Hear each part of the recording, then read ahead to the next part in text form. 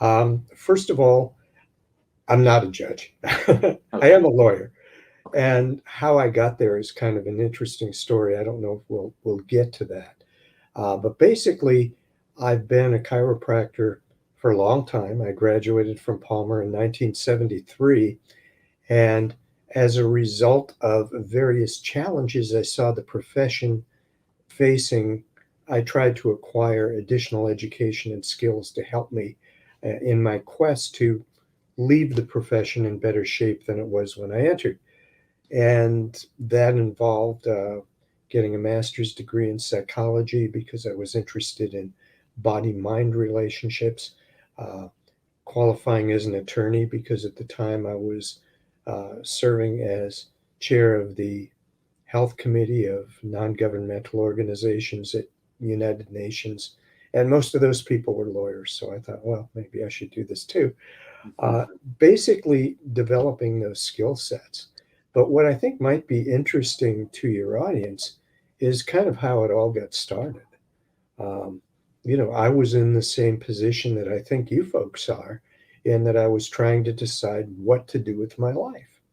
And I Mhm. knew I wanted to be a person who helped empower others to express their potential. That was really the prime directive. I wasn't saying, should I become uh, a medical doctor, a dentist, a chiropractor, a podiatrist, a psychologist, whatever. It was, how can I most effectively utilize my potential talent to help people express their potential and realize their goals? And I initially began by looking at things like medicine.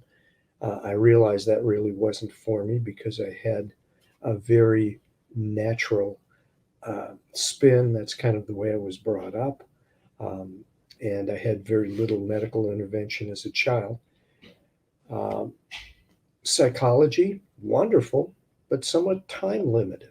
I had a friend who was a therapist who said, man, all I can do is about six people a day, and I'm at my limit. So. And some of the medical subspecialties like optometry, podiatry, and so forth, I kind of dismissed as not really congruent with what I wanted.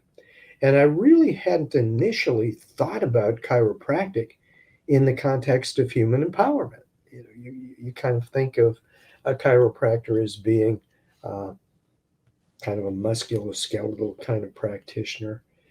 And at the time, I was about 16 years old, and my then best friend was encouraging me to see a chiropractor because I was experiencing a variety of health challenges. And I had no idea really what a chiropractor was. So I thought I'd ask my mother. Why? Well, not only because when you're 16, you kind of talk to your mother, but because she worked at the medical college. And I thought, well, she would certainly have some advice.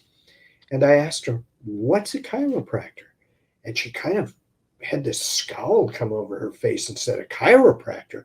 Why, that's someone who cracks your bones. And I was taken aback. I said, cracks your bones? You mean they fracture? And she said, I guess they must. You can hear them snap. I've seen it done.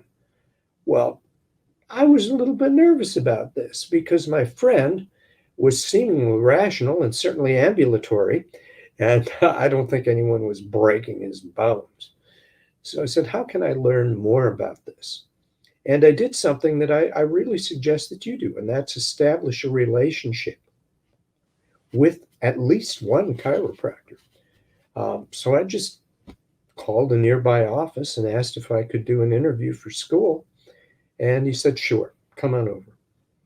And when I went over, the thing that really impressed me was his concise and elegant description of chiropractic, which, quite frankly, I haven't heard better uh, in my almost 50 years in the profession. He said, chiropractic is based on four simple ideas.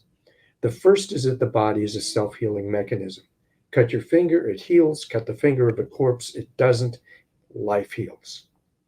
He said, second, The nervous system is the master system of the body. Every dimension of the human experience is processed through the nervous system.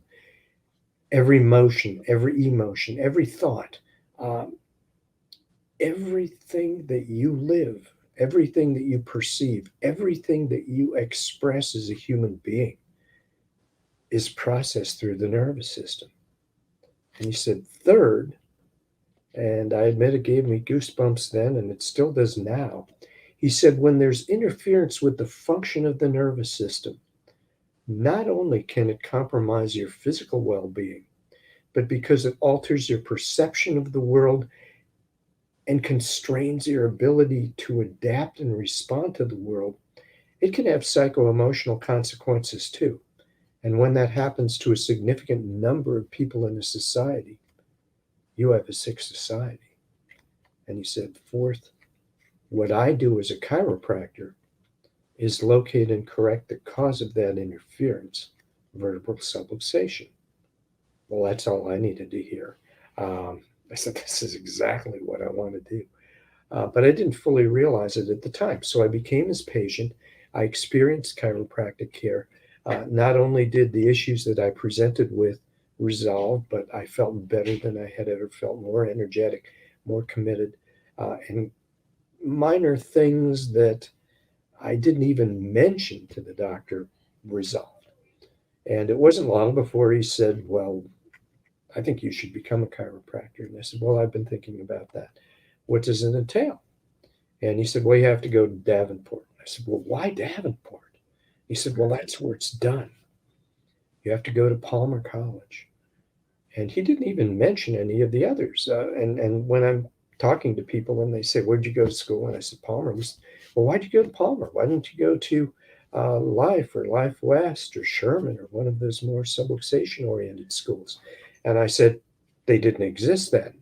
Yes, I'm really that old. So, to make a long story short, after I graduated from Palmer, the next question I had in my mind was, how can I get chiropractic to more people?